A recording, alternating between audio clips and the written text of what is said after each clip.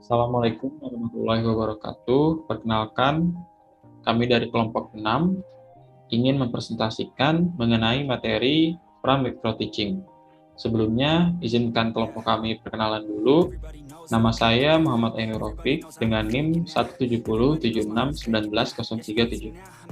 Nama saya Dida Puspitasari dengan NIM 1707619015. Perkenalkan, saya Dava Prilly Maharani dengan NIM 170761908. Perkenalkan, nama saya Harfianti Nurwafa dengan NIM 17076190005. Halo, perkenalkan, nama saya Vicky Effendi dengan NIM 17076190001. Sesi kali ini kami akan membahas tentang pra-micro teaching, di mana pada pra-micro teaching ini terbagi menjadi beberapa submateri.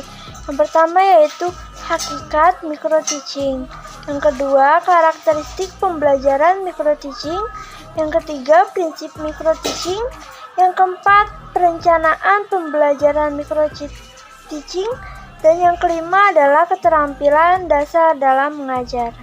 Oke, di sini saya akan menjelaskan mengenai hakikat pembelajaran mikro atau micro teaching. Pembelajaran merupakan suatu proses yang kompleks. Dalam pembelajaran, menyatukan komponen-komponen secara terintegrasi, antara lain tujuan pembelajaran atau kompetensi yang harus dicapai siswa, materi yang akan menjadi bahan ajar siswa, metode yang digunakan, media yang digunakan, dan sumber pembelajaran, evaluasi siswa maupun guru, dan lingkungan pembelajaran lainnya. Nah, setiap unsur pembelajaran tersebut masing-masing memiliki karakteristik yang khusus, dan antara satu komponen dengan komponen lainnya itu saling terikat atau terintegrasi dan mempengaruhi dalam suatu proses pembelajaran untuk mencapai tujuan pembelajaran atau kompetensi yang diharapkan. Nah, dalam hakikat pembelajaran ini ada 3 yang menjadi fokus kita, yaitu yang pertama, agar dapat memahami latar belakang pembelajaran mikro sebagai salah satu pendekatan atau mode pembelajaran untuk mempersiapkan dan meningkatkan kemampuan mengajar bagi para calon guru maupun guru. Nah, yang kedua, agar dapat memahami dan menganalisis beberapa pengertian pembelajaran mikro sebagai dasar untuk menunjang kecerdasan atau kelancaran proses latihan melalui pendekatan pembelajaran mikro.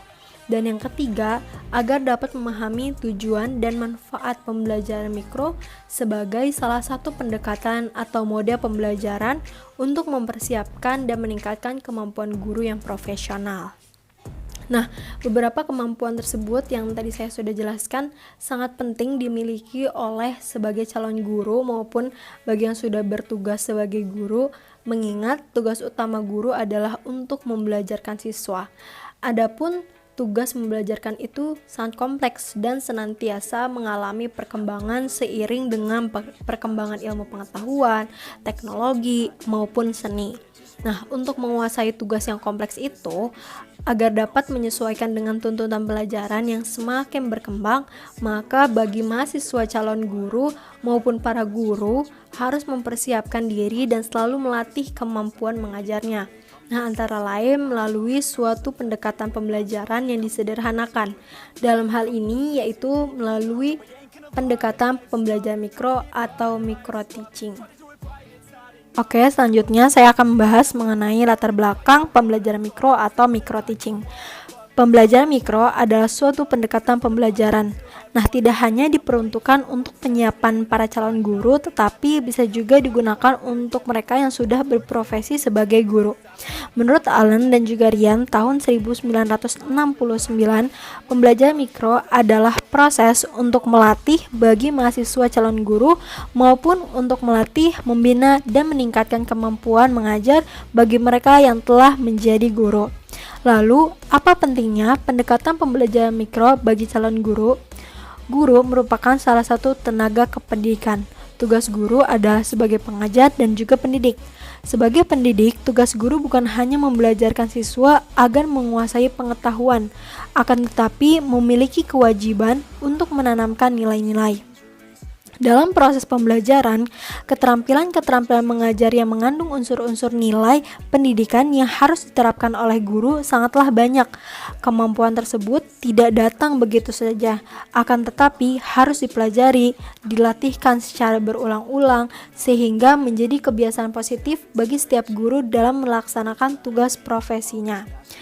Adapun untuk membiasakan para calon guru menerapkan setiap jenis keterampilan dasar mengajar secara profesional sulit dikontrol dengan baik jika dilakukan melalui proses latihan atau kegiatan praktek mengajar secara langsung dalam kelas yang sebenarnya.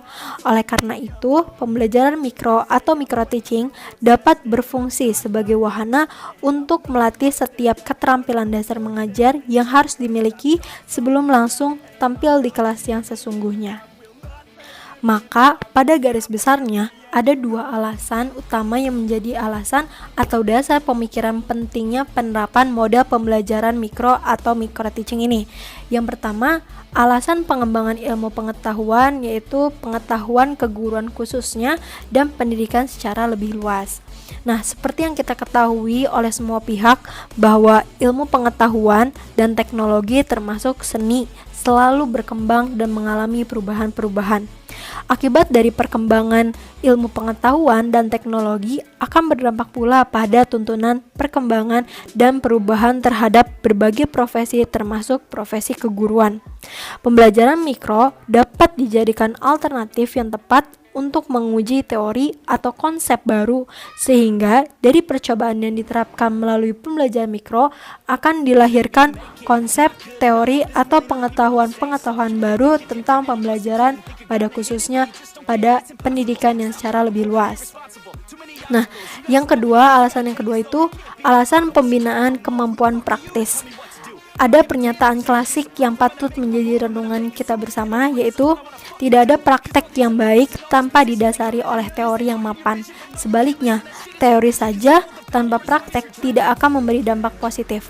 Nah, artinya keduanya antara teori dan praktek sama-sama pentingnya. Pengetahuan-pengetahuan pembelajaran micro teaching baru tentang pembelajaran selalu bermunculan. Demikian pula teori, konsep atau pengetahuan-pengetahuan yang lama belum semua dapat diungkap dan dipraktekkan dalam pelaksanaan pembelajaran.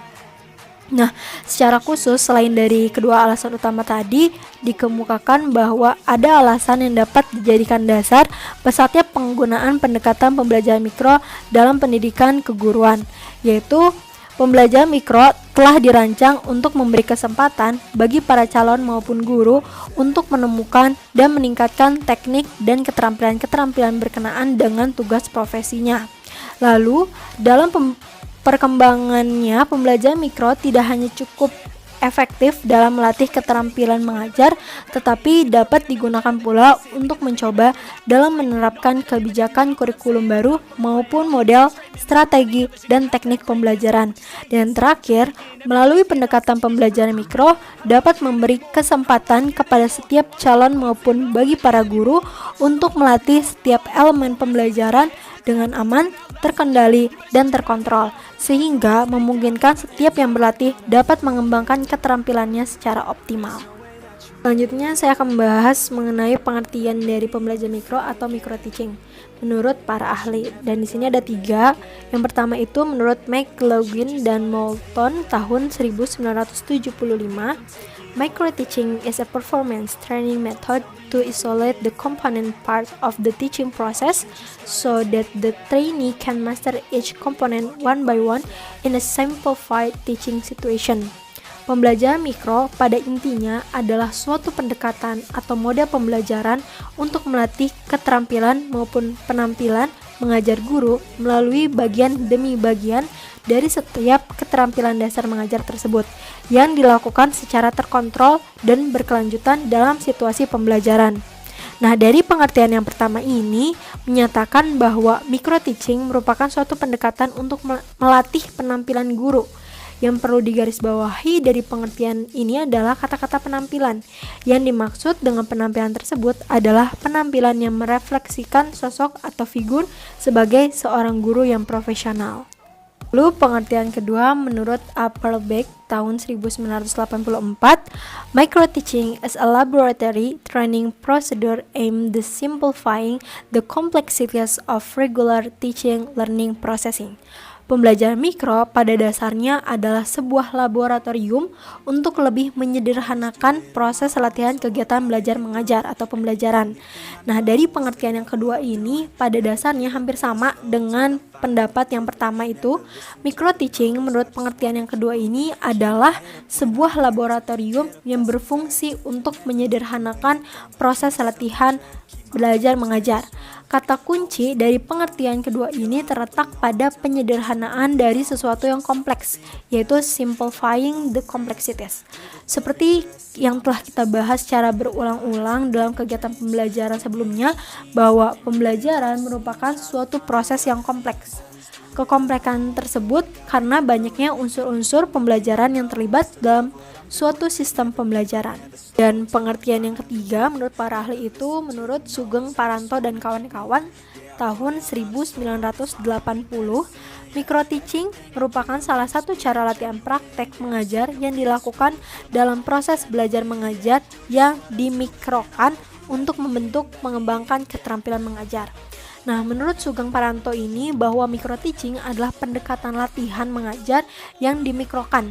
Yang perlu digarisbawahi dari pengertian ketiga ini yaitu kata-kata dimikrokan. Istilah dimikrokan dalam pengertian microteaching menurut Sugeng Paranto sama dengan istilah simplifying yang dimukakan oleh Appleback, yaitu bentuk latihan mengajar yang disederhanakan. Maksud penyederhanaan ini terutama agar setiap yang berlatih terfokus pada penampilan tertentu saja, sehingga secara akurat dapat dikontrol kelebihan dan juga kekurangan yang masih ada untuk kemudian dilakukan proses latihan ulang agar diperoleh kemampuan yang diharapkan.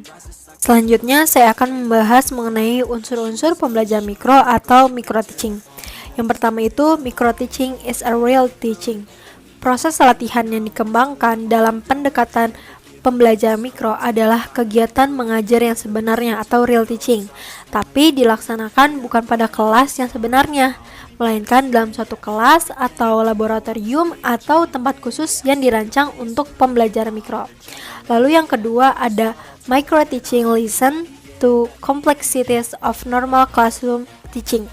Latihan yang dilakukan melalui pendekatan pembelajaran mikro sesuai dengan namanya mikro, yaitu kegiatan latihan pembelajaran yang lebih disederhanakan. Penyederhanaan ini dilakukan dalam setiap unsur atau komponen pembelajaran. Oleh karena itu, kegiatan latihan mengajar yang dilakukan dalam pembelajaran mikro berbeda dengan kegiatan pembelajaran yang normal pada umumnya, seperti lazimnya ketika seorang guru mengajar di kelas yang sebenarnya. Lalu yang ketiga itu, microteaching focuses on training for the accomplishment of specific tasks. Latihan yang dikembangkan dalam pendekatan pembelajaran mikro hanya difokuskan pada jenis-jenis keterampilan tertentu secara spesifik, sesuai dengan apa yang diinginkan oleh setiap yang berlatih atau atas dasar saran yang diberikan oleh pihak supervisor. Yang keempat, microteaching allows for the increased control of practice. Pembelajaran yang dilakukan dengan menerapkan pendekatan mikro lebih diarahkan untuk meningkatkan kontrol pada setiap jenis keterampilan yang dilatihkan. Kontrol yang ketat, cermat, dan komprehensif relatif mudah dilakukan dalam pembelajaran mikro, karena setiap peserta yang berlatih hanya memfokuskan diri pada jenis keterampilan tertentu saja. Dengan demikian, pihak observe atau supervisor dapat lebih memusatkan pengamatannya pada jenis keterampilan tertentu yang sedang dilakukan oleh guru yang berlatih. Dan yang terakhir, microteaching greatly expand the normal knowledge of result or feedback dimension in teaching. Melalui pendekatan pembelajaran mikro dapat memperluas wawasan dan pemahaman yang terkait dengan pembelajaran.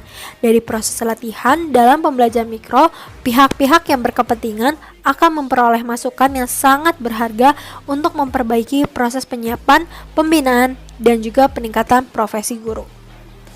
Selanjutnya saya akan membahas mengenai tujuan pembelajaran mikro atau micro teaching. Ada 4. Yang pertama itu untuk mempersiapkan, membina, dan meningkatkan mutu guru agar dapat memenuhi standar kompetensi pedagogik. Yang kedua, mempersiapkan, membina, dan meningkatkan mutu guru agar dapat memenuhi standar kompetensi kepribadian. Yang ketiga, mempersiapkan, membina, dan meningkatkan mutu guru agar dapat memenuhi standar kompetensi profesional. Dan yang terakhir, untuk mempersiapkan, membina, dan meningkatkan mutu guru agar dapat memenuhi standar kompetensi sosial. Nah, keempat jenis kompetensi yang diamanatkan oleh undang-undang tersebut yaitu kompetensi pedagogik, kepribadian, profesional, dan kompetensi sosial. Secara konsep masing-masing dapat dibedakan. Akan tetapi, keempat jenis kompetensi tersebut pada realisasinya harus merupakan suatu kesatuan yang utuh, direfleksikan dalam seluruh perilaku guru pada setiap melaksanakan tugas pembelajarannya. Jika dianalisis secara lebih mendalam, kemampuan dan keterampilan mengajar nampaknya cenderung lebih terkait dengan kompetensi pedagogik dan kompetensi profesional. Hal ini didasarkan pada pemikiran bahwa mengajar bagian dari mendidik, sementara ilmu mendidik termasuk pada kawasan pedagogik. Nah, demikian juga dengan kompetensi profesional yang sering diartikan keahlian dalam bidangnya, dalam hal ini yaitu ahli dalam bidang melaksanakan pembelajaran. Oke, selanjutnya saya akan bahas mengenai manfaat pembelajaran mikro atau micro teaching. Ini ada 3 manfaatnya bagi mahasiswa calon guru, lalu ada manfaat bagi para guru dan juga manfaat bagi para supervisor. Yang pertama, manfaat bagi mahasiswa calon guru. Ada 3 manfaat, yaitu yang pertama, setiap mahasiswa calon guru dapat melatih bagian demi bagian dari setiap keterampilan mengajar yang harus dikuasainya secara lebih terkendali dan juga terkontrol. Yang kedua, setiap mahasiswa calon guru dapat mengetahui tingkat kelebihan maupun kekurangannya dari setiap jenis keterampilan mengajar yang harus dikuasainya. Dan yang ketiga, setiap mahasiswa calon guru dapat menerima informasi yang lengkap, objektif, dan akurat dari proses latihan yang telah dilakukannya melewati pihak observer. Lalu, manfaat yang kedua itu untuk para guru. Yang pertama, para guru baik secara mandiri maupun bersama-sama dapat berlatih untuk lebih meningkatkan kemampuan mengajar yang telah dimilikinya. Yang kedua, mengetahui kelebihan dan kekurangan yang dimilikinya terkait dengan keterampilan mengajar yang harus dikuasainya. Dan yang ketiga, dapat dijadikan sebagai proses uji coba terhadap hal-hal yang baru, seperti dalam penerapan metode, media, materi, atau jenis-jenis keterampilan mengajar lainnya sebelum diterapkan dalam proses pembelajaran yang sebenarnya. Dan manfaat yang ketiga itu untuk supervisor. Ada 3. Yang pertama, dapat memperoleh data yang objektif dan komprehensif tingkat kemampuan para calon guru maupun para guru dalam hal kemampuan mengajar yang harus dikuasainya sesuai dengan tuntunan profesinya. Yang kedua, dapat memberikan masukan, saran maupun solusi yang akurat karena didasarkan pada data atau informasi lengkap sesuai hasil pengamatan dari pembinaan melalui pembelajaran mikro yang telah dilakukannya. Dan yang terakhir, sebagai bahan masukan untuk membuat kebijakan yang lebih tepat bagi pengembangan karir setiap mahasiswa maupun para guru yang menjadi binaannya. Nah, teman-teman, selanjutnya ada karakteristik pembelajaran mikro atau micro teaching. Konsep pengajaran mikro ini dilandasi oleh pokok-pokok pikiran, yaitu pengajaran yang nyata. Artinya, pengajaran dilaksanakan tidak dalam bentuk sebenarnya, tetapi berbentuk mini dengan karakteristik pembelajaran mikro, yaitu yang pertama ada real teaching, pengajaran nyata. Yang kedua ada specific control of teaching practice, kontrol khusus praktik mengajar. Kemudian yang ketiga ada specific teaching skill, keterampilan mengajar khusus. Kemudian ada scale down teaching, yaitu pengajaran yang diperkecil. Kemudian yang kelima ada individualist device atau perangkat individual. Kemudian yang selanjutnya ada providing feedback atau memberikan umpan balik. Dan yang terakhir ada device for preparing teacher, yaitu perangkat untuk mempersiapkan guru. Nah, selanjutnya aku akan membahas apa aja nih karakteristik dari pembelajaran mikro ini. Oke teman-teman, di dalam slide ini terdapat 7 karakteristik yang udah saya sebutkan tadi ya dalam slide sebelumnya. Nah, yang pertama ini ada real teaching. Nah, real teaching ini adalah model mikro terjadi dalam situasi kelas nyata dengan melibatkan beberapa siswa dan guru. Kemudian, di poin kedua ada specific control of teaching practice, yaitu fokus model mikro terutama pada pelatihannya gitu, dengan pengendalian khusus dari praktek dengan memanipulasi yang tepat terhadap suatu metode umpan balik atau pengawasan. Kemudian di poin yang ketiga ini ada specific teaching skill. Nah, model mikronya yaitu memfokuskan pada pengembangan keterampilan mengajar atau tugas-tugas tertentu gitu. Bukan pada pengembangan kemampuan siswanya gitu, melainkan pada tugas-tugasnya ya kan. Nah, keterampilan mengajar tersebut antara lain keterampilan membuka pembelajaran atau set education. Kemudian keterampilan menjelaskan gitu. Kemudian lagi keterampilan menutup pembelajaran. Nah, jadi pertama yang membuka, kemudian menjelaskan, kemudian menutup ya kan. Lalu setelah pembelajaran itu terjadi akan diadakan pertanyaan gitu, keterampilan dalam bertanya. Nah, kemudian setelah keterampilan bertanya ada keterampilan demonstrasi ya kan. Nah, lalu keterampilan mengadakan variasi, kemudian keterampilan memberikan penguatan, lalu yang terakhir ini adalah keterampilan menggunakan papan tulis gitu. Karena kita juga akan dituntut untuk menggunakan media tersebut gitu. Kemudian di poin keempat ini ada scaled down teaching kan. Nah, ini tuh pengurangan skala pengajaran yang dilakukan dengan mengurangi ukuran kelas 5 sampai 10 orang siswa gitu. Terus mengurangi durasi dari periode 5 menit sampai 10 menit dan mengurangi ukuran topik atau materi yang diajarkan gitu. Jadi lebih kayak meringkas gitu loh. Nah, kemudian yang kelima, oke, lanjut yang kelima ya. Sebelumnya kalau yang keempat itu kan mengecilkan ya. Jadi semua itu kayak dipangkas gitu. Kemudian yang kelima ada individualist device gitu ya kan, yaitu model mikro yang dilakukan untuk mengembangkan keterampilan mengajar guru secara individual. Lalu di poin ke-6 ada providing feedback. Nah, ini adalah umpan balik diberikan dengan segera gitu, setelah guru tersebut mempraktekkan keterampilan mengajar sehingga saran perbaikan dapat segera diketahui. Nah, kemudian di ketujuh ini atau poin terakhir ini ada device for preparing teacher. Nah, ini adalah model mikro yang sangat tepat untuk menyiapkan guru yang efektif dalam mengajar. Selanjutnya adalah prinsip-prinsip micro teaching. Sebelum membahas prinsip-prinsip micro teaching, saya akan membahas prinsip pembelajaran. Prinsip pembelajaran adalah suatu aturan, hukum, atau ketentuan yang mengatur suatu kegiatan atau aktivitas agar dapat tercapainya tujuan tertentu dan agar dapat aktivitas tersebut berjalan dengan lancar, secara logis dan sistematis, serta dapat memberikan manfaat atau hasil yang optimal. Pembelajaran sebagai suatu proses interaksi yang dilakukan antara siswa dan lingkungan pembelajaran tentu memiliki aturan, hukum, dan ketentuan yang mengatur kegiatan pembelajaran. Pada garis besarnya, prinsip pembelajaran ada yang bersifat umum dan ada yang bersifat khusus, sesuai dengan karakteristik dan model pembelajaran yang sedang diterapkan dalam proses pembelajaran. Prinsip pembelajaran umum adalah suatu aturan atau ketentuan yang berlaku untuk setiap jenis kegiatan pembelajaran. Nah, berikut ini ada prinsip-prinsip pembelajaran. Yang pertama, prinsip perhatian dan motivasi, yaitu suatu aturan atau ketentuan untuk memusatkan perhatian atau seluruh kekuatan untuk tertuju dan tersalurkan kepada kegiatan pembelajaran.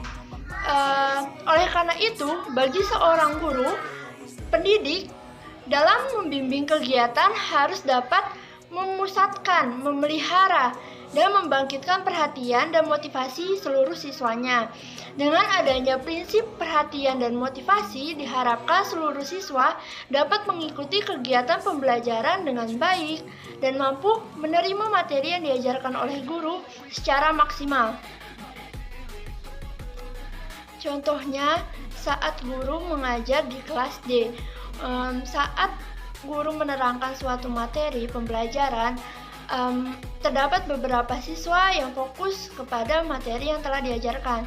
Namun, ada juga nih beberapa siswa yang tidak fokus atau sibuk dengan dunianya sendiri.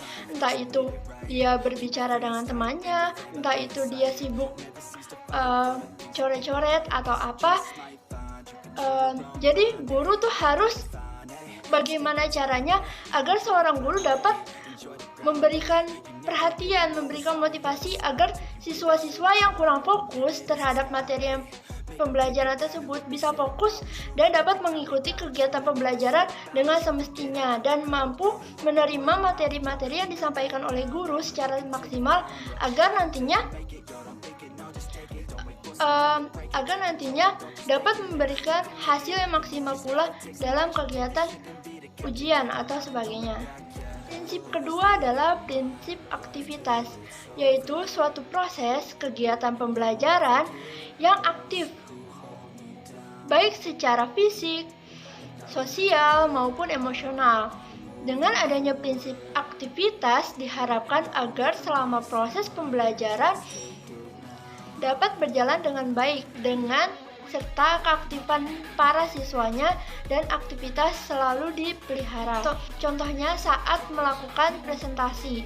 Nah, proses presentasi ini setiap kelompok guru harus mengkondisikan agar kondisi kegiatan presentasi ini dapat berjalan dengan baik dan para siswa yang tidak presentasi diharapkan untuk aktif dalam kegiatan presentasi ini, baik bertanya, menjawab pertanyaan, atau menyanggah atau menambahkan jawaban-jawaban yang mungkin kelompok penyaji tidak dapat menjawab pertanyaan tersebut atau kurang menjelaskan secara lebih detail.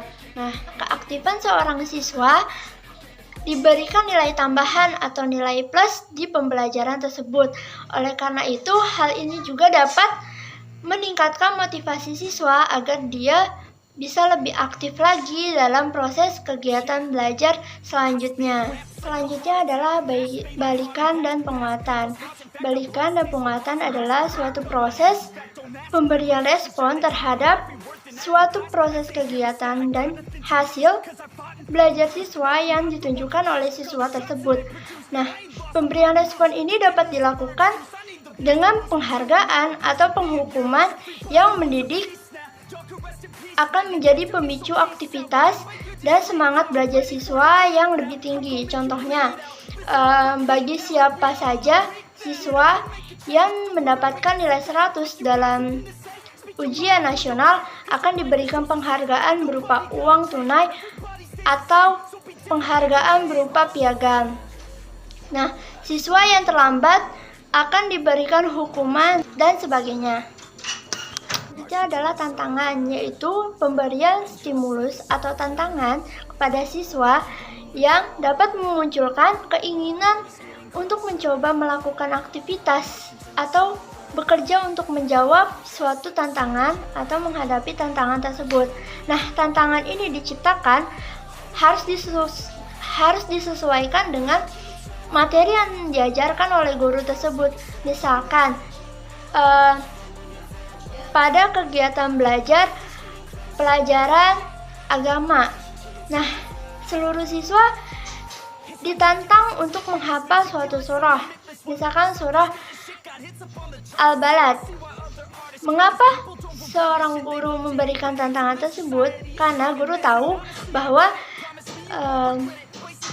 terdapat praktek penghafalan surah di akhir kelulusan nanti. Nah, guru ini memberikan tantangan tersebut dengan bertujuan agar siswa bisa lebih siap dalam menghadapi semua tantangan, semua permasalahan yang ada di saat itu dan tantangan yang akan datang. Prinsip selanjutnya adalah perbedaan individual. Setiap siswa memiliki karakteristik yang berbeda-beda, meskipun ada yang memiliki beberapa kesamaan, baik itu sifat, karakter, dan bentuk kesamaan lainnya. Perbedaan yang dimiliki setiap individu akan membawa perbedaan pula terhadap kehidupannya, kebiasaannya, dan cara belajarnya. Oleh karena itu, pembelajaran tidak bisa sepenuhnya menyesuaikan dengan karakteristik dari setiap siswanya. Akan tetapi harus diusahakan agar kesamaan umum yang dimiliki oleh siswa dapat dilayani melalui kegiatan pembelajaran yang didasarkan pada prinsip pembelajaran yang lainnya dan prinsip perbedaan individual. Selanjutnya adalah prinsip-prinsip khusus pembelajaran. Nah, di sini prinsip-prinsip yang akan diambil adalah prinsip-prinsip micro-teaching. Pertama yaitu prinsip fokus pada penampilan. Nah, penampilan yang dimaksud di sini adalah penampilan fokus kepada perilaku dalam melatihkan setiap jenis keterampilan mengajarnya. Penampilan menunjukkan performance seseorang yang secara konkret dapat dilihat dan diamati. Fokus perhatian setiap yang terlibat dalam micro-teaching hanya ada penampilan peserta dalam melakukan keterampilan-keterampilan yang dilatih, bukan pada unsur kepribadian. Contoh, seorang guru melatih bagaimana cara membuka proses pembelajaran yang akan berlangsung agar dapat menumbuhkan perhatian dan motivasi siswa. Maka guru tersebut harus fokus penampilan pada keterampilan membuka proses pembelajaran saja.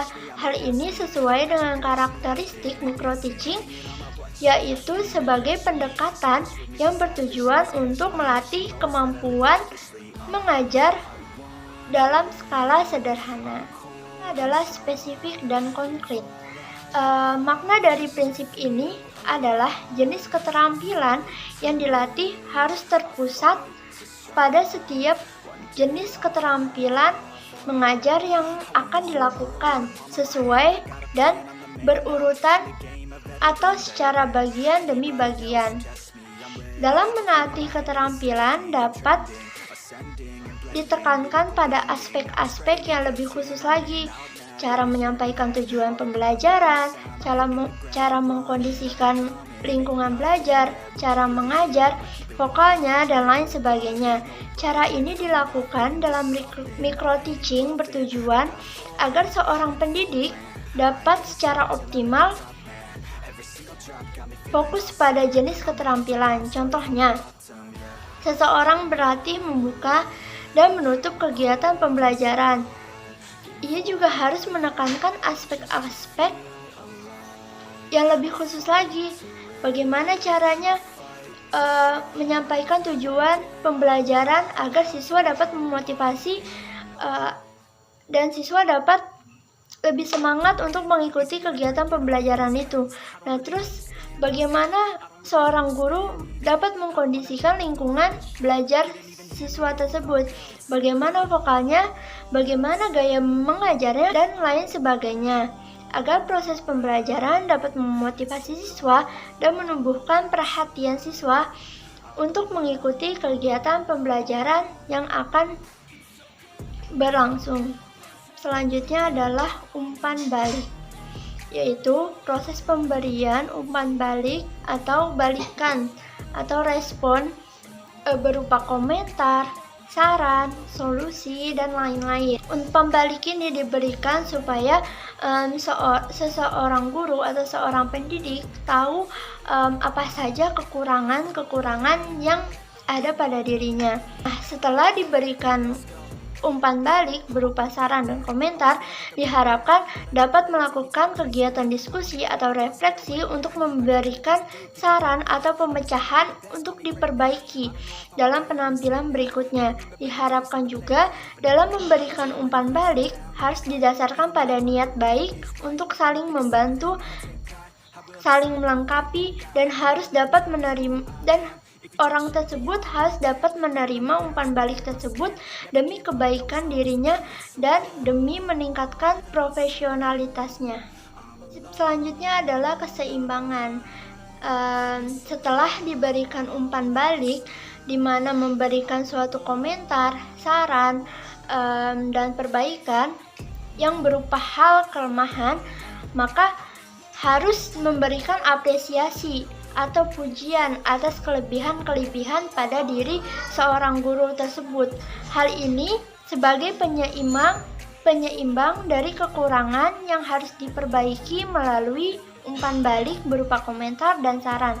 Dengan adanya prinsip keseimbangan ini, pihak yang berlatih mendapatkan berbagai masukan yang berharga, baik dari sisi kelebihan maupun kekurangan, dan diharapkan akan menjadi motivasi untuk meningkatkan kelebihan dan memperbaiki kekurangan yang telah diketahui melalui umpan balik yang jujur, transparan, dan akuntabel. Prinsip selanjutnya ada ketuntasan. Ketuntasan merupakan kemampuan seseorang yang mencapai maksimal terhadap suatu keterampilan yang dipelajarinya. Oleh karena itu, semua pihak harus membantu pelatihan ulang hingga orang tersebut dapat memperoleh kemampuan atau keterampilan yang maksimal. Tidak ada batasan latihan untuk mencapai hasil yang maksimal. Jika seorang pendidik sudah memiliki kemampuan yang maksimal dan keterampilan yang maksimal atau profesional, atau dapat dikatakan dengan tuntas, maka seorang itu tidak diwajibkan untuk melatih kemampuannya lagi. Tetapi jika seseorang tersebut sudah tuntas dan ia ingin tetap melatih kemampuannya lagi, itu lebih bagus. Dan bagi yang belum tuntas, harus terus berlatih sampai ke batas titik maksimal atau dapat dikatakan dengan tuntas. Prinsip yang terakhir adalah maju berkelanjutan, yaitu suatu keinginan seseorang untuk terus memperbaiki dan meningkatkan profesionalitasnya, kualitas dirinya, kemampuannya, dan keterampilannya tanpa ada batasnya. Hal ini dilakukan karena ilmu pengetahuan dan teknologi terus berkembang, begitu pula dengan pengetahuan tentang guru dan pembelajaran. Oleh karena itu, seseorang harus tetap terus belajar agar dapat mengimbangi perkembangan yang ada dan tidak berpuas diri dengan apa yang telah dicapai, karena masih banyak tantangan yang harus dipelajari dan yang harus dihadapi di kemudian hari. Oke, selanjutnya kita akan membahas materi perencanaan pembelajaran micro teaching. Nah, sebelum kita melakukan pembelajaran micro teaching, perlu diadakannya perencanaan. Nah, perencanaan ini dapat diartikan sebagai proses penyusunan berbagai keputusan yang akan dilaksanakan pada masa yang akan datang untuk mencapai tujuan yang ditentukan. Perencanaan merupakan proses penetapan dan pemanfaatan sumber-sumber daya secara terpadu yang diharapkan dapat menunjang kegiatan dan upaya-upaya yang akan dilaksanakan secara efektif dan efisien dalam mencapai tujuan. Nah, pastinya dong, sebelum kita melakukan pembelajaran micro teaching ini, ada tujuan-tujuan yang harus kita tetapkan. Nah, agar tujuan-tujuan yang kita tetapkan ini bisa terrealisasikan secara efektif dan efisien, maka sangat penting bagi kita untuk melakukan sebuah perencanaan pembelajaran. Selanjutnya, kita akan membahas tentang pokok materi perencanaan pembelajaran micro teaching. Pertama itu ada hakikat perencanaan pembelajaran, yang mana nanti akan disebutkan juga pengertian perencanaan itu seperti apa. Itu ada 3, ada proses penyusunan keputusan, ada pelaksanaan kegiatan di masa yang akan datang, dan bagaimana untuk mencapai tujuannya. Terus yang selanjutnya, yang kedua, itu ada komponen-komponen atau prinsip-prinsip perencanaan pembelajaran. Nanti juga di situ akan dibahas tentang prinsipnya itu bagaimana. Itu ada spesifik, operasional, sistematis, dan jangka pendek. Terus yang ketiga, ada model format perencanaan pelaksanaan pembelajaran mikro. Nah, di sini kita sudah masuk ke dalam bagaimana mengembangkan dan memproyeksikan tujuan atau kompetensi yang akan dicapai, kemudian isi atau materinya seperti apa, pengembangan metode, dan pengembangan alat penilaian. Pertama itu hakikat perencanaan pembelajaran. Nah, yang A itu pengertian. Perencanaan dapat diartikan sebagai proses penyusunan berbagai keputusan yang akan dilaksanakan pada masa yang akan datang untuk mencapai tujuan yang akan ditentukan. Nah, ini ada 3 hal penting dari pengertian perencanaan tersebut. Pertama, itu adalah proses penyusunan keputusan.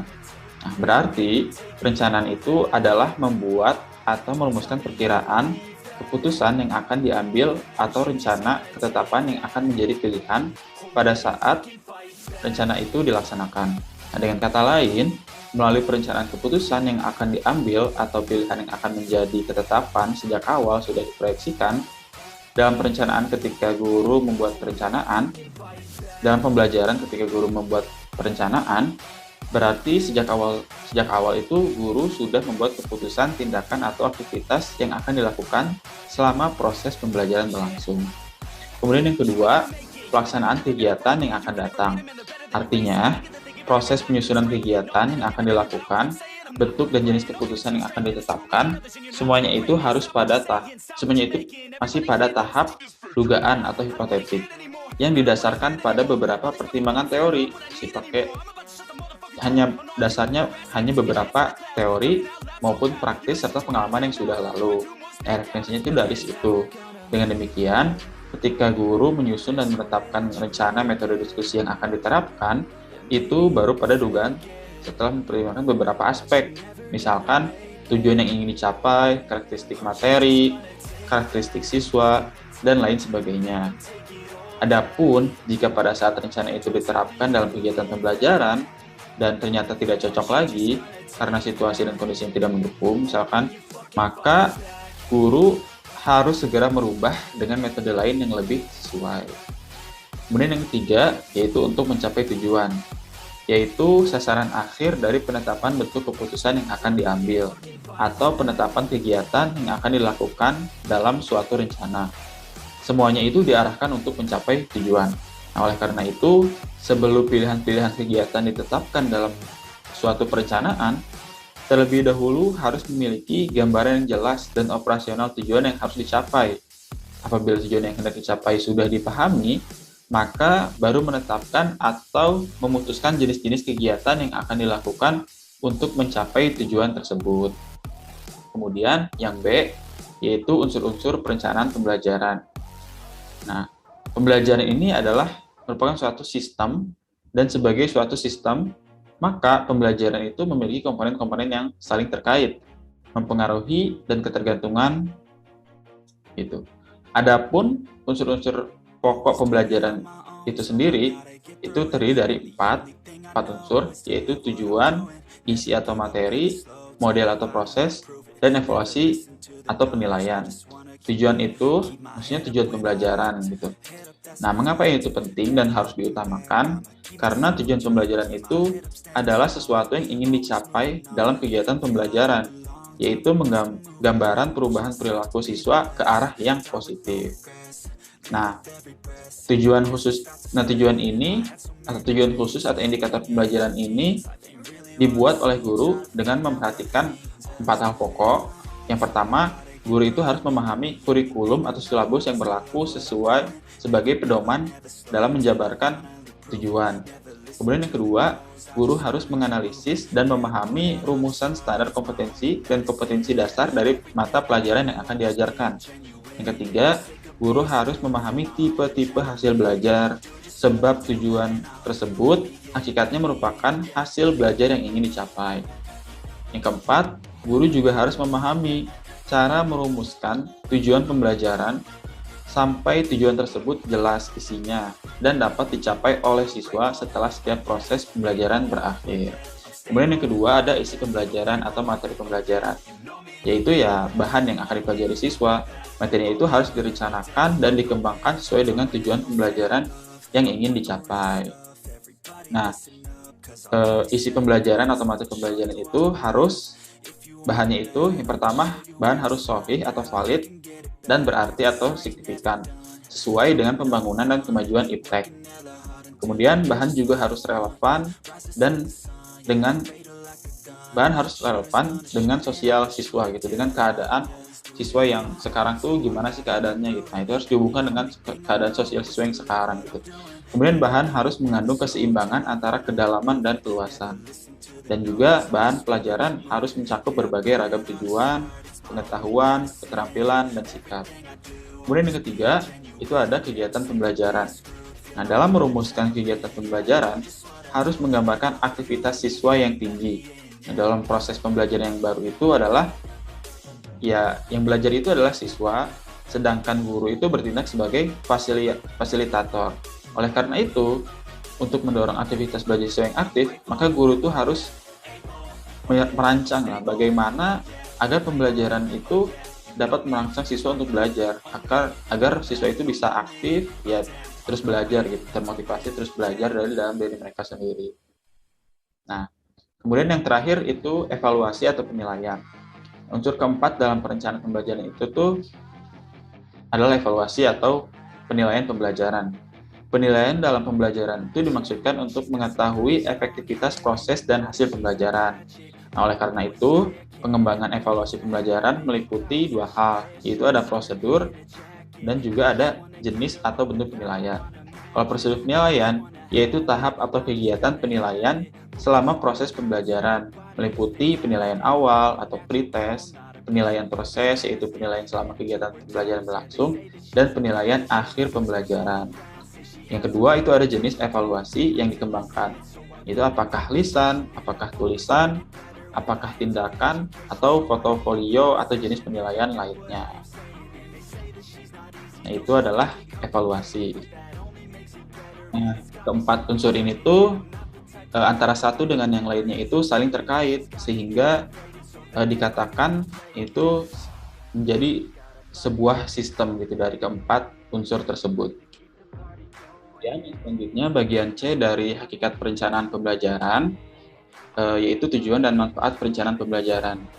Perencanaan pembelajaran pada dasarnya itu suatu proyek kegiatan yang akan dilakukan oleh guru dan siswa dalam proses pembelajaran. Nah, sebagai suatu proyeksi, perencanaan memiliki fungsi yang amat penting, terutama sebagai pedoman operasional pembelajaran. Berdasarkan pada beberapa kepentingan tersebut, tujuan dan manfaat perencanaan pembelajaran itu antara lain adalah: 1. Sebagai landasan pokok bagi para guru dan siswa dalam mencapai kompetensi dasar dan indikator yang telah ditetapkan. Yang kedua, memberi gambaran mengenai acuan kerja jangka pendek. Yang ketiga, sebagai perencanaan pembelajaran. Yang keempat, karena dirancang secara matang sebelum pembelajaran, berakibat terhadap nurture effect.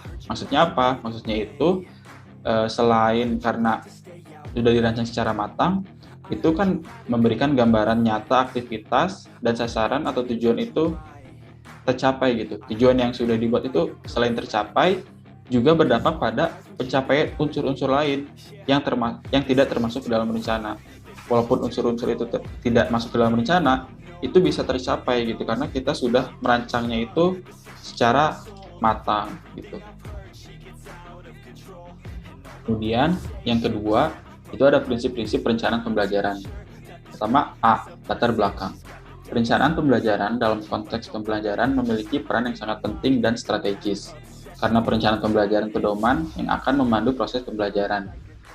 Mengingat penting dan strategisnya perencanaan pembelajaran, maka dalam mengembangkan perencanaan pembelajaran harus mempertimbangkan beberapa kaidah, hukum, atau prinsip pengembangan perencanaan pembelajaran.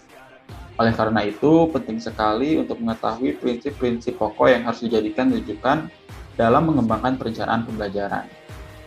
Dan yang B, prinsip-prinsip perencanaan pembelajaran.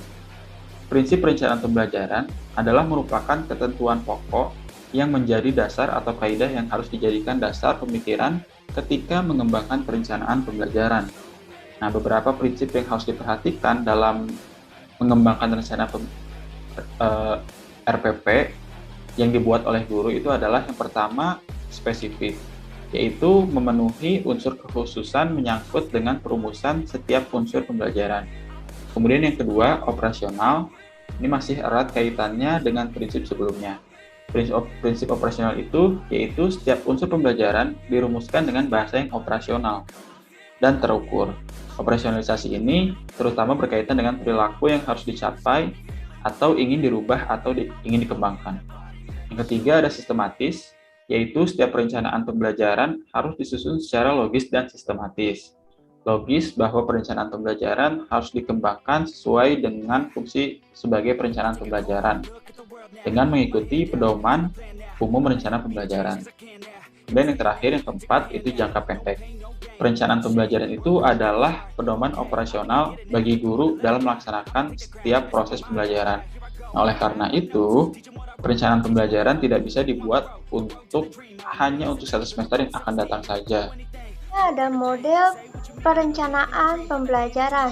Perencanaan pembelajaran pada intinya mengembangkan atau memproyeksikan sebagai berikut. Yang pertama adalah tujuan atau kompetensi yang akan dicapai. Nah, seorang guru nih harus merencanakan pembelajaran agar sebuah tujuan atau kompetensi atau tujuan pembelajaran dapat tercapai dengan semestinya melalui media atau bahan-bahan yang telah dipersiapkan oleh seorang guru. Nah, yang kedua adalah mengembangkan isi atau materi pembelajaran. Nah, seorang guru mungkin sudah mendapatkan materi atau isi pembelajaran di salah satu mata pelajaran. Nah, dari buku tersebut atau dari sumber tersebut, guru dapat mengembangkan beberapa isi materi pembelajaran yang mungkin sudah mengikuti perkembangan teknologi atau apa yang disesuaikan dengan kondisi saat ini. Semisal materi pembelajaran tentang pemasaran. Nah, sedangkan buku yang disediakan adalah buku pemasaran di tahun 2013. Sedangkan pada saat ini pemasaran lebih dikembangkan lagi karena perkembangan teknologi dan perkembangan informasi lebih meningkat. Nah, oleh karena itu, guru dapat mengembangkan isi atau materi pembelajaran yang akan disampaikan kepada siswanya. Nah, yang ketiga adalah mengembangkan metode dan media serta sumber pembelajaran lainnya. Nah, seorang guru sebelum mengajar atau melakukan kegiatan pembelajaran pasti merencanakan pembelajaran nih, baik itu materi, metodenya, medianya, bagaimana caranya supaya materi tersebut dapat tersampaikan dengan baik dan dapat menarik perhatian kepada siswa, dan materi tersebut dapat sampai dengan baik kepada siswa dengan hasil yang maksimal bagi siswa tersebut. Nah, oleh karena itu, guru dapat menggunakan beberapa metode, menggunakan beberapa media yang mungkin dapat memudahkan siswa untuk mengerti mata pelajaran tersebut, untuk memahami materi yang akan disampaikan dan dapat memaksimalkan kreativitas atau keterampilan guru serta keterampilan murid tersebut. Nah, yang terakhir ada pengembangan alat penilaian. Nah, pemikiran kita bahwa alat penilaian itu adalah sebuah ujian tertulis. Sedangkan alat penilaian itu tidak hanya ujian tertulis saja, dapat dikembangkan dengan praktek, dapat dikembangkan dengan suatu karya-karya lainnya, entah itu melalui penelitian atau lain sebagainya. Mungkin awamnya emang sebuah ujian tertulis, tetapi seorang guru dapat dikembangkan alat penilaiannya dengan hal-hal yang lain yang dapat menarik perhatian dan memotivasi siswa dan membuat siswa tersebut tertantang. Sudah terbiasa dengan membuat rencana pelaksanaan pembelajaran, mungkin tidak asing lagi dengan bentuk format atau model perencanaan pembelajaran karena sudah menjadi tugas rutin sehari-hari. Tapi bagi yang baru menjadi seorang pendidik atau proses menjadi seorang pendidik, membuat rencana pembelajaran mungkin sesuatu hal yang baru, akan tetapi baik bagi sudah lama atau yang sudah baru untuk mempelajari rencana pembelajaran, memfokuskan diri untuk mempelajari dengan cepat, cermat, sangat diperlukan dengan beberapa alasan, yaitu pertama, ilmu pengetahuan dan teknologi setiap saat terus berkembang. Dampak dari perkembangan tersebut Salah satunya antara lain adalah terhadap pendidikan dan pembelajaran, lebih khusus lagi pada unsur perencanaan pembelajaran. Bukan tidak mungkin dari pembahasan yang akan disampaikan terdapat hal-hal baru atau inovasi baru yang berbeda dari sebelumnya dan perlu untuk dipahami. Nah, yang kedua adalah dengan pola manajemen baru dalam mengelola pendidikan, terutama dengan diterapkannya kebijakan pengembangan kurikulum yang berbasis pada setiap satuan pendidikan atau KTSP, maka otomatis pengembangan program rencana pelaksanaan pembelajaran menjadi lebih terbuka dan menjadi keniscayaan. Nah, oleh karena itu, dua alasan tersebut, maka melakukan proses pembelajaran secara terus-menerus terhadap suatu yang sudah menjadi garapan harus menjadi kebutuhan. Dengan demikian, kemampuan yang sudah dimiliki akan semakin terasah dan makin menuju pada kesempurnaan. Model yang kedua adalah langkah-langkah pengembangan rencana pelaksanaan pembelajaran atau RPP. Nah, tahap-tahap kegiatan pengembangan rencana pembelajaran adalah merupakan proses atau prosedur kerja yang harus dilakukan oleh calon atau yang sudah menyandang profesi guru ketika membuat perencanaan pembelajaran. Dalam merumuskan rencana pembelajaran, selain harus memperhatikan tahap-tahap atau langkah kerja operasional yang ditetapkan, juga yang lebih penting adalah ketika mengembangkan setiap komponen rencana pelaksanaan pembelajaran tersebut harus didasarkan pada sumber rujukan yang jelas, akurat, dan dapat dipertanggungjawabkan. Pembelajaran merupakan sebuah sistem dan karenanya pengembangan rencana pembelajaran harus mencerminkan dari sistem tersebut, yaitu ketika merumuskan setiap komponen dalam rencana pembelajaran. Antara satu komponen dengan yang lainnya harus memiliki keterkaitan. Di samping harus memiliki keterkaitan, bahwa rumusan setiap komponen dalam mengembangkan rencana pembelajaran harus jelas sumbernya. Sehingga rencana pembelajaran bukan saja menggambarkan sebagai suatu sistem, akan tetapi benar-benar sebagai pedoman operasional pembelajaran yang dapat meningkatkan proses dan hasil pembelajaran. Nah, untuk mengembangkan keterkaitan antara setiap komponen dan sumber rujukan dalam mengembangkan rencana pelaksanaan pembelajaran dapat dilihat pada tabel berikut. Pertama adalah menetapkan identitas mata pelajaran. Daftar nama mata pelajaran ada pada kurikulum atau silabus yang dikembangkan oleh sekolah. Maksud dari menetapkan nama mata pelajaran tersebut yaitu pada tahap pertama penyusunan rencana pelaksanaan pembelajaran atau RPP adalah menuliskan nama mata pelajaran sesuai dengan mata pelajaran yang akan diajarkan, misalkan IPS, matematika, bahasa Indonesia, strategi pemasaran, dan lain sebagainya. Selain nama mata pelajaran, dalam identitas tersebut dijelaskan pula untuk kelas berapa, semester berapa, dan berapa lama waktu yang direncanakan. Contohnya seperti strategi pemasaran untuk kelas 11, semester 2, dan waktu pelaksanaannya satu mata pelajaran yaitu 45 menit dan 2 jam pelajaran berarti menjadi 90 menit per kelas. Langkah kedua adalah menetapkan standar kompetensi atau kompetensi dasar. Nah, standar kompetensi atau kompetensi dasar tidak dirumuskan oleh guru karena sudah dirumuskan oleh pemerintah secara nasional. Dengan demikian, penetapan standar kompetensi atau kompetensi dasar, guru hanya tinggal memindahkan dari kurikulum atau silabus yang sudah ditetapkan.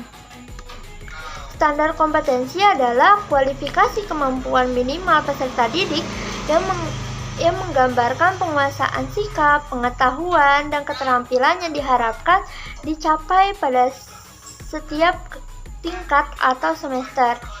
Standar kompetensi sendiri atas sejumlah kompetensi dasar sebagai acuan baku yang harus dicapai dan berlaku secara nasional.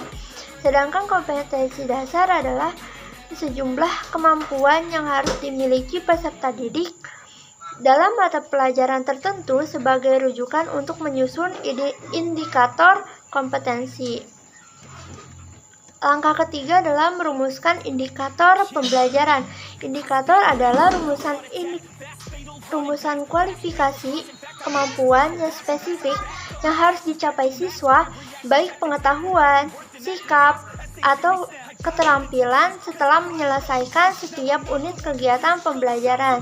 Indikator merupakan penjabaran lebih lanjut dari kompetensi dasar, dan oleh karena itu indikator rumusannya sangat spesifik dan operasional. Merumuskan indikator menjadi tugas guru atau tenaga kependidikan pada setiap satuan pendidikan. Dalam merumuskan setiap indikator, selalu harus memperhatikan kompetensi dasar dan standar kompetensi. Karena jika indikator yang dirumuskan bertolak belakang dengan rumusan kompetensi dasar dan standar kompetensi, maka kurikulum mata pelajaran atau kelompok mata pelajaran tidak akan tercapai.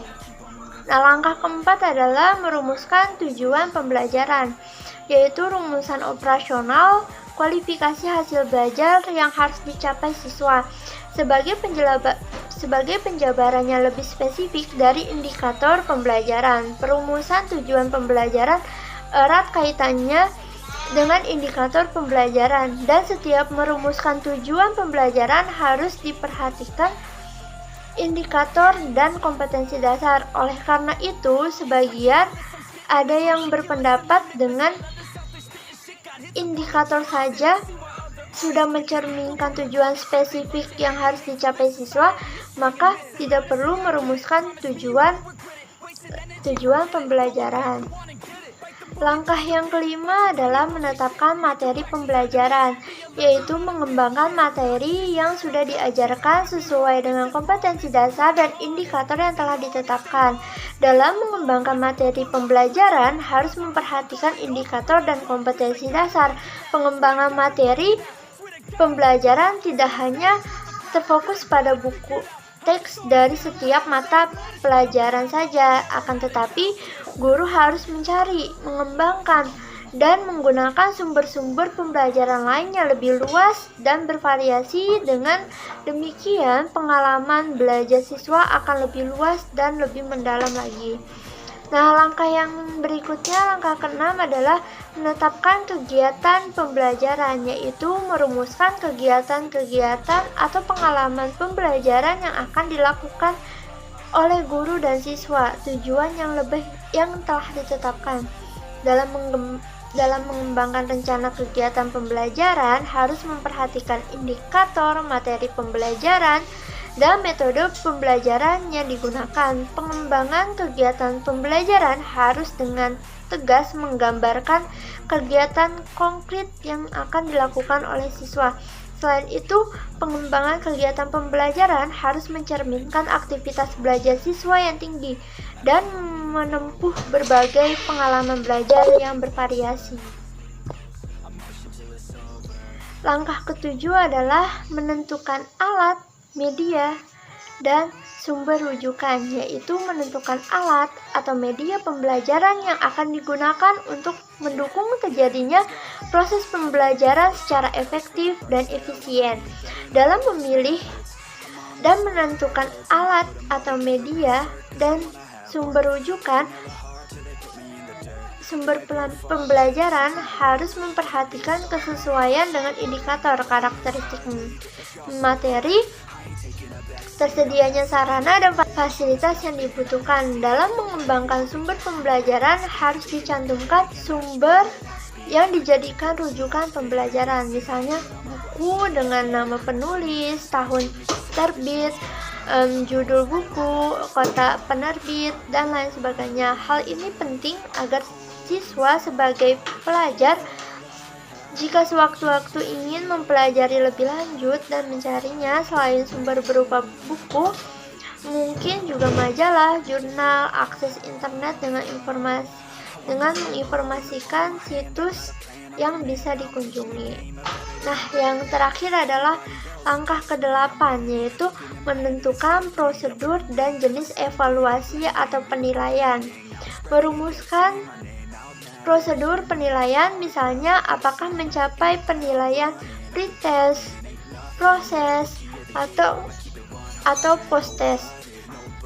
Demikian juga bentuk dan jenis alat tes yang dikembangkan, apakah dalam lisan, tulisan, atau tindakan. Jika tulisan, apakah jenisnya esai, objektif, atau jenis yang lainnya. Selanjutnya adalah contoh format rencana pelaksanaan pembelajaran. Dari beberapa penjelasan yang telah dibahas sebelumnya, yaitu menyangkut dengan konsep perencanaan, tujuan dan manfaat, karakteristik, prinsip dan prosedur atau langkah-langkah penyusunan rencana pembelajaran. Selanjutnya berikut ini disampaikan salah satu contoh format rencana pembelajaran sesuai dengan langkah-langkah yang telah dibahas di atas. Nah, contoh formatnya seperti gambar di samping, yaitu identitas mata pelajaran, terus mata pelajaran, kelas atau semester, waktu, standar kompetensi, ada kompetensi dasar, indikator pembelajaran, tujuan pembelajaran, materi pembelajaran, kegiatan pembelajaran, metode, alat, media dan sumber, dan yang terakhir adalah penilaian. Baik, di sini saya akan menjelaskan tentang keterampilan dasar mengajar. Sebagai calon guru, kita harus memiliki 3 dasar keterampilan yang harus kita kuasai. Nah, yang pertama ini adalah memahami hakikat membuka pembelajaran. Sebagai salah satu unsur keterampilan dasar mengajar yang harus dikuasai oleh guru. Yang kedua ini adalah memahami hakikat keterampilan menjelaskan. Dalam hal ini, sebagai salah satu jenis keterampilan dasar mengajar yang harus dikuasai oleh seorang guru.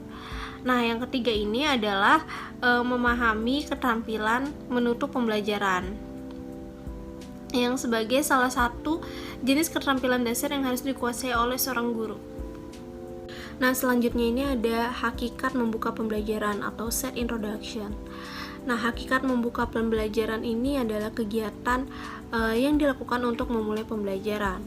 Seperti kita sering saksikan dalam kegiatan sehari-hari, atau misalnya kita sering mendengar ada acara pembukaan, yaitu kegiatan untuk mengawali sebelum masuknya sebuah kegiatan inti.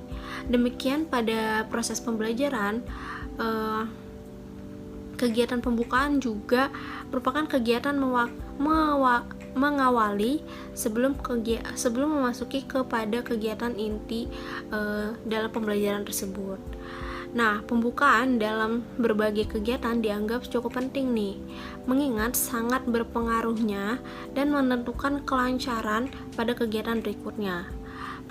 Pembukaan yang baik akan mampu menghantarkan atau mengkondisikan kegiatan kepada tahap yang berikutnya dengan lebih lancar dan berkualitas. Sebaliknya, bila pada saat pembukaan tidak mampu memberikan gambaran yang jelas, maka akan mengalami kesulitan dan mendapatkan kendala pada tahap kegiatan berikutnya. Pembukaan pembelajaran yang baik tidak cukup hanya dengan mengecek kehadiran siswa, lalu menyampaikan informasi mata pelajaran yang akan dipelajari saja, akan tetapi melalui pembukaan sudah masuk pada prakondisi pembelajaran, yaitu untuk memberikan gambaran umum tujuan yang harus dicapai, materi yang akan dipelajari maupun proses pembelajaran yang akan dilakukan antara siswa dan juga guru. Baik, selanjutnya ini ada 2 hal penting yang perlu dicermati sasaran dari kegiatan membuka pembelajaran, yaitu yang pertama adalah menciptakan suasana siap mental, yang artinya kondisi psikologis siswa agar sejak awal pembelajaran sudah terbangun kondisi psikologis yang siap untuk belajar. Maksudnya di sini adalah memiliki keyakinan yang kuat bahwa pada prinsipnya siswa akan mengikuti pembelajaran dengan baik. Nah, penciptaan kondisi seperti itu merupakan hal yang sangat penting bagi para siswa, karena Proses pembelajaran selanjutnya itu sangat ditentukan oleh kondisi awal psikologis siswa. Sebaliknya, jika awal pembelajaran seorang siswa sudah memiliki sikap yang negatif terhadap pembelajaran yang akan dijalaninya, maka akan melemahkan dirinya sendiri terhadap proses pembelajaran yang akan diikutinya. Akhirnya hasil pembelajaran diperoleh akan jauh dari memuaskan.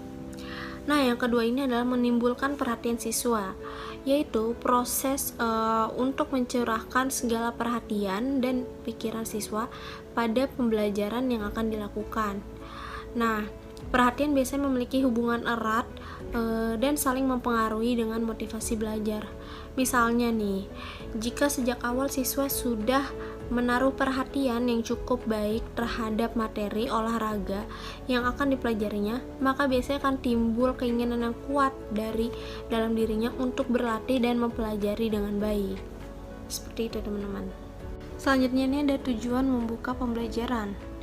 Nah, yang pertama ini adalah menciptakan kesiapan mental, yaitu pembentukan kondisi psikologis agar siswa siap mengikuti pembelajaran. Yang kedua, membangkitkan perhatian dan motivasi, yaitu keinginan memusatkan perhatian, emosi agar siswa tercurah pada pembelajaran yang akan dilakukan. Nah, yang ketiga ini ada memberikan gambaran yang jelas tujuan atau kompetensi yang harus dicapai dengan siswa dari kegiatan pembelajaran yang akan dilaksanakannya. Nah, selanjutnya ini juga ada komponen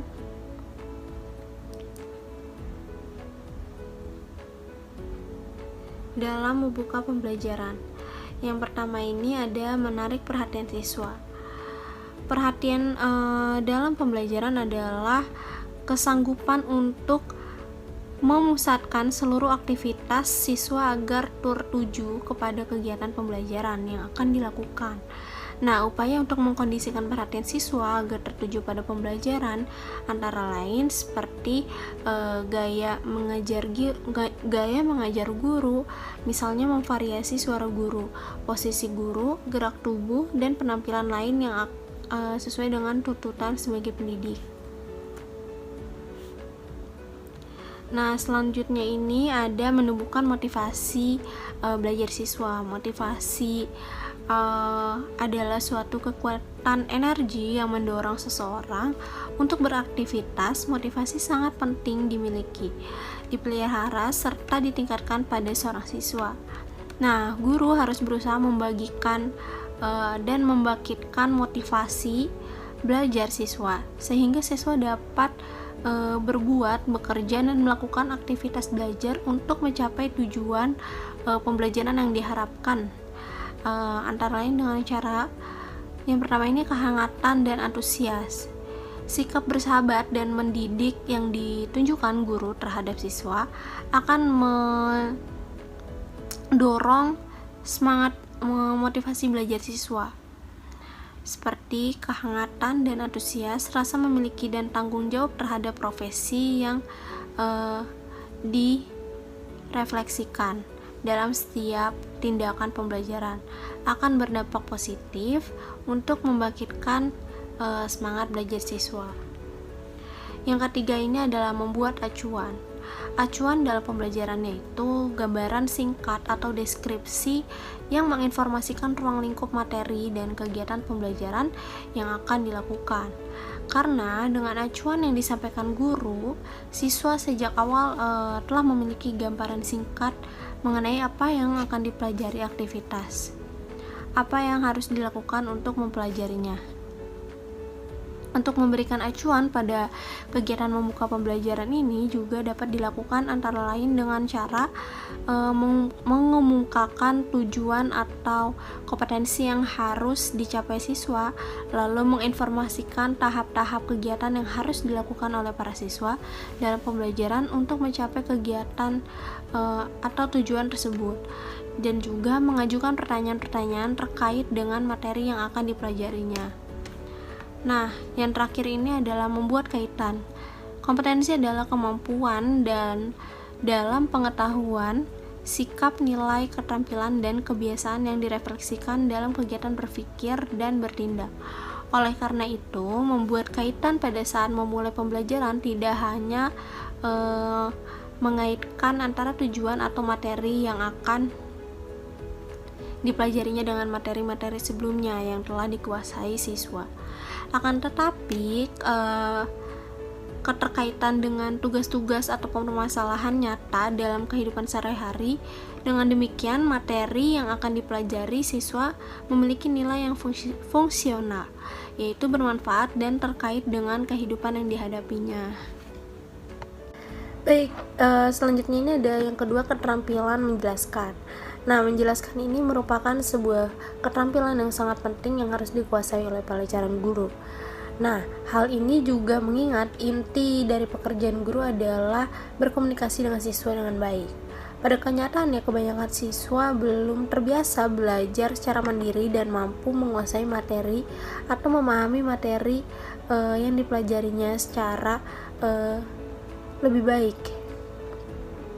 Memberikan penjelasan adalah salah satu aspek yang sangat penting dari seorang guru. Interaksi dalam kelas cenderung dipenuhi oleh kegiatan pembicaraan, baik oleh guru itu sendiri maupun oleh siswa. Di samping itu, tidak sedikit para siswa dihadapkan pada keterbatasan sumber belajar, terutama buku-buku siswa dihadapkan pada keterbatasan sumber belajar, terutama buku-buku yang dimilikinya. Nah, hakikat keterampilan menjelaskan menurut Raffles Kosasih 1985 ini menjelaskan bahwa menjelaskan itu berarti mengorganisasikan isi pelajaran dalam urutan yang terencana sehingga dengan mudah dapat dipahami oleh para siswa. Baik, selanjutnya ini juga terdapat tujuan dari keterampilan menjelaskan. Yang pertama ini ada untuk membimbing siswa memahami dengan jelas sesuatu yang dipelajarinya. Lalu yang kedua ini untuk membimbing siswa memahami konsep hukum, dalil, dan unsur-unsur yang terkait dengan suatu yang dijelaskan secara objektif dan nalar. Nah, yang ketiga ini untuk meningkatkan aktivitas dan kreativitas siswa dalam memecahkan masalah. Lalu selanjutnya ini juga terdapat unsur-unsur keterampilan dalam menjelaskan. Baik, yang pertama ini ada keterampilan merencanakan penjelasan. Nah, keterampilan menjelaskan sangat berhubungan dengan keterampilan mengkomunikasikan. Dalam komunikasi, pembelajaran ada 3 komponen utama yang harus dipertimbangkan dalam merencanakan keterampilan menjelaskan. Nah, yang pertama ini pesan atau materi yang akan dijelaskan, lalu saluran atau alat atau media yang digunakan untuk menjelaskan, dan yang ketiga ini karakteristik siswa sebagai penerima penjelasan. Nah, yang kedua ini ada keterampilan melaksanakan penjelasan. Jelas atau tidaknya materi yang dikomunikasikan kepada siswa tergantung pada tingkat penyampaian materi antara lain kapasitas bicara, penggunaan bahasa yang baik dan benar, susunan kalimat, penggunaan istilah yang sesuai dengan perbedaan bahasa yang dimiliki oleh siswa. Nah, pengulangan kata atau suku kata yang tidak perlu seperti oh ya, apa itu, dan lain sebagainya. Demikian juga pembicaraan yang tersendat-sendat ya. Penggunaan istilah asing yang membingungkan siswa menjadi faktor yang menghambat proses keterampilan menjelaskan. Nah, seperti itu teman-teman. Nah, selanjutnya ini ada keterampilan menutup pembelajaran. Hakikat menutup pembelajaran menurut Sholih Abimanyu 1984 adalah kegiatan yang dilakukan untuk mengakhiri kegiatan inti dari proses pembelajaran. Nah, kegiatan inti yang merupakan proses interaksi antara siswa dengan lingkungan pembelajaran untuk mencapai tujuan pembelajaran.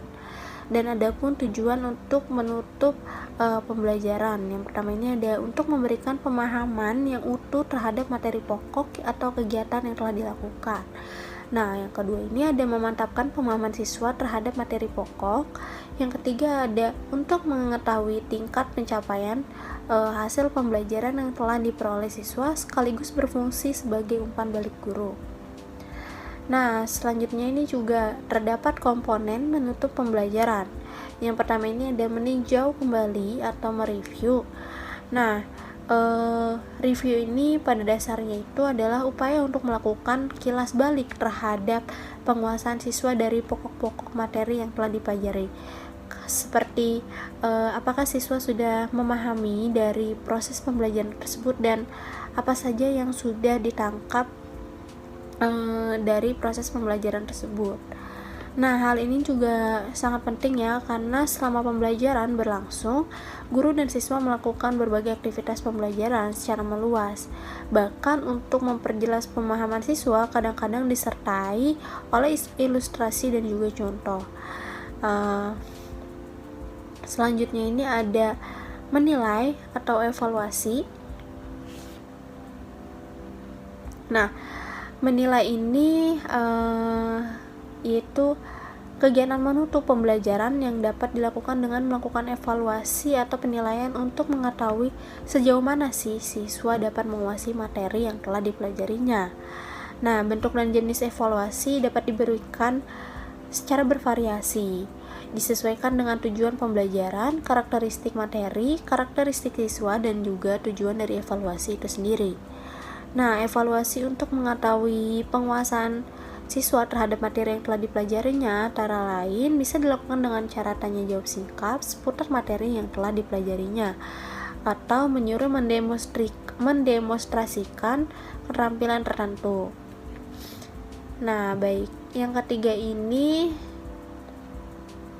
ada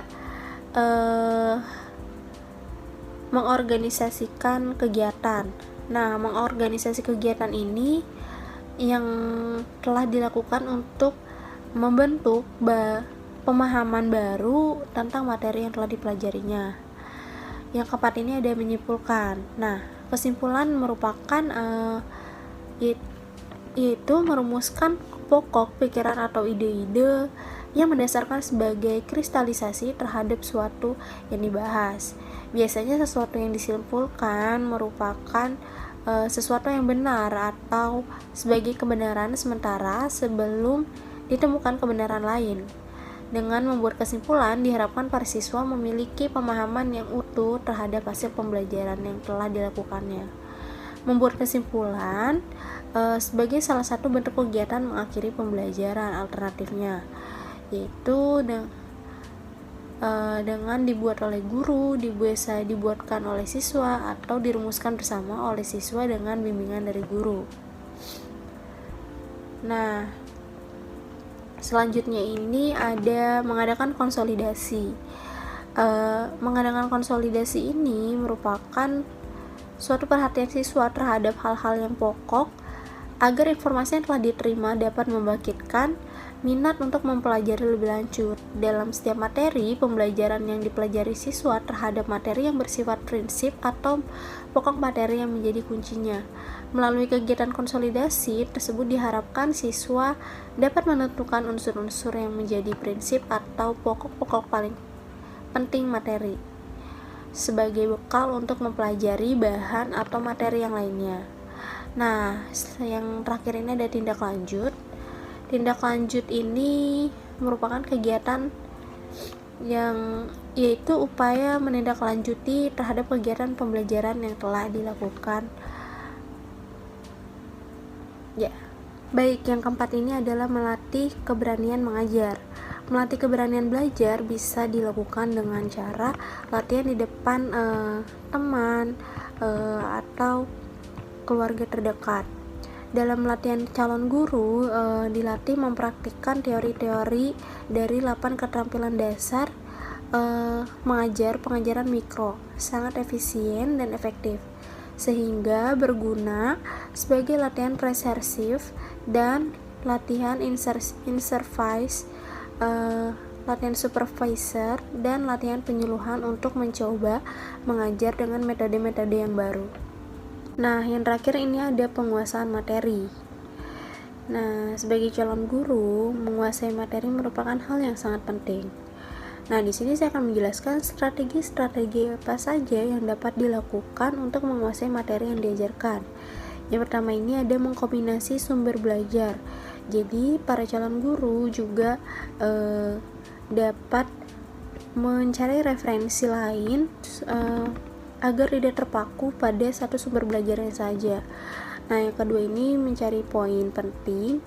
Yang ketiga mengasosiasi contoh. Lalu yang keempat membuat catatan kecil sehingga ia akan lebih mudah dalam menguasai materinya. Dan yang kelima ini memiliki waktu dan suasana yang hening. Nah, suasana yang hening dan waktu yang tepat juga dapat mempengaruhi kelancaran dalam proses mempelajari dan juga menguasai materi yang sedang dipelajarinya. Selanjutnya adalah sikap dan perilaku mengajar. Sikap dan perilaku guru dalam mengajar adalah sebagai berikut. Ini mungkin secara umum yang disukai. Yang pertama adalah sikap baik dan perhatian. Seorang guru tuh harus memperhatikan setiap muridnya. Jangan sampai ada beberapa siswa yang tidak diperhatikan, maka dia tidak bisa mengikuti mata pelajaran dengan baik, mata pelajaran dengan semestinya. Maka seorang guru harus baik dan berikan perhatian agar siswa tersebut memberikan perhatian juga kepada pembelajaran yang akan dilakukan. Nah, selanjutnya adalah dapat memotivasi siswa. Nah, seseorang guru harus memiliki kepribadian, memiliki perilaku, memiliki sikap yang dapat memotivasi siswanya untuk lebih giat belajar. Nah, fungsi seorang guru mungkin memang mengajarkan materi, melatih, atau membimbing, tapi memotivasi seorang siswa juga itu penting sekali. Untuk memotivasi seorang siswa itu dapat dilakukan dengan beberapa cara seperti materi yang telah disampaikan oleh kelompok sebelumnya. Nah, yang ketiga ada sikap demokratis dan suka bekerja sama. Seorang guru harus bersikap demokratis. Jangan melakukan sesuatu secara sendiri atau secara kemauan gurunya sendiri. Nah, guru tuh harus bersikap demokratis atau suka bekerja sama dalam suatu keputusan kegiatan pembelajaran. Semisal kegiatan pembelajaran mata pelajaran strategi pemasaran. Nah, ada beberapa materi yang melakukan praktek.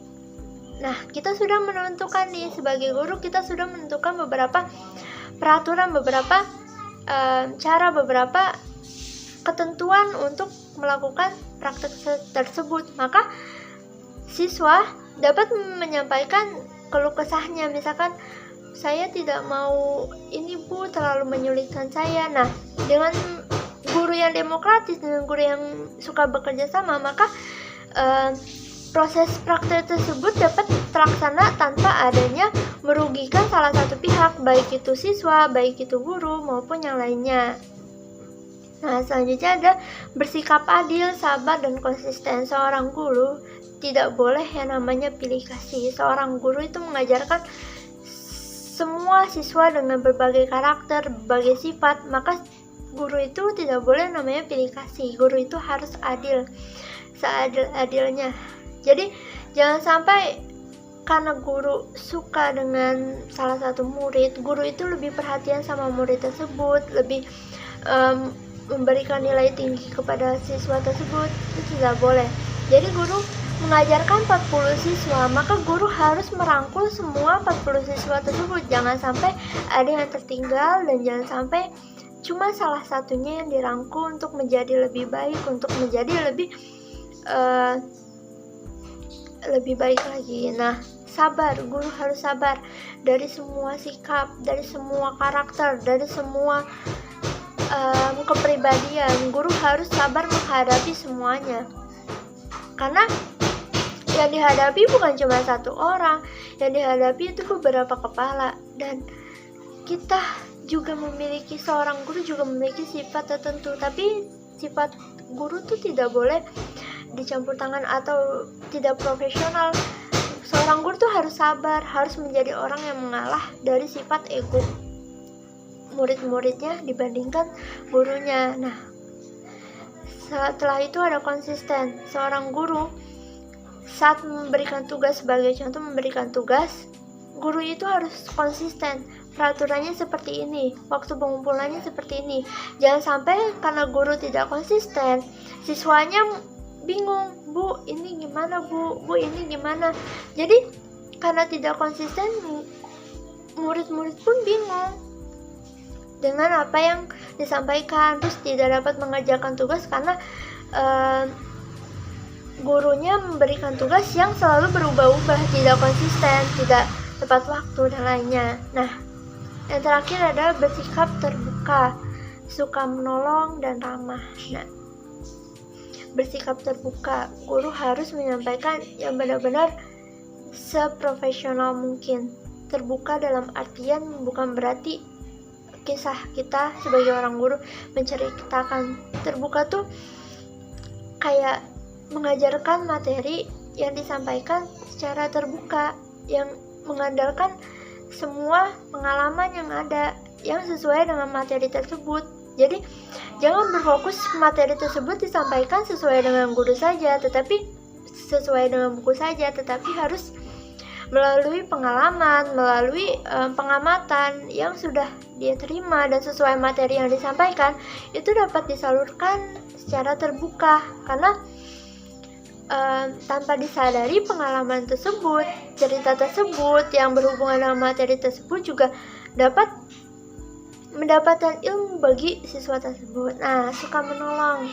Seorang guru pasti harus suka menolong, karena kita juga sebagai guru menolong siswanya untuk mendapatkan ilmu, mendapatkan pengajaran, terus menjadi lebih baik lagi.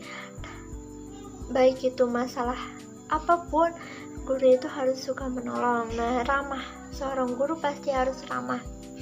Tidak boleh yang namanya galak atau jutek. Mungkin seorang guru harus tegas, tapi bukan berarti dalam taraf yang galak, bukan pada taraf yang jahat gitu, bukan. Nah, ramah dalam artian supaya seorang siswa itu tidak takut, seorang siswa juga nyaman dengan kita karena keramahannya kita, untuk cerita, untuk apapun itu, untuk belajar juga.